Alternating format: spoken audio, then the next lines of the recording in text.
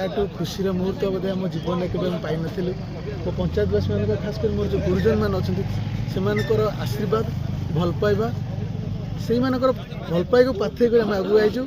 समस्त अवदान माने अतुलनीय केमी बेपारी बंधु मान उन्नत उन्नत आम करूँ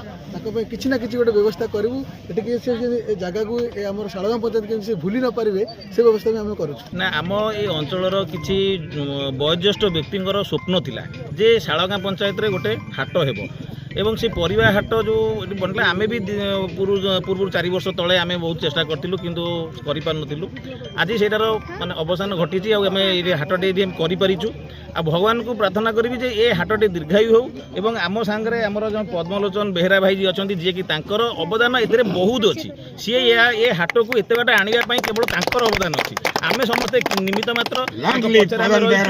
आ सी तांकर जो प्रचेष्टा आज सफल हेछि आमे सेति बहुत खुशी एवं पूरा पंचायतवासी की मु अनुरोध करी समस्ते आसिक ये हाटरू सुविधा नियंतु एवं ये हाट को दीर्घायु करंतु कथार अच्छे एकता ही बड़ ये एकता ही आज देखी जे समस्त चेष्टा समस्त प्रचेषा एमती आम गोटे जहाँ समस्त सपोर्ट मध्यम आम ये कम को आज सक्सेस करें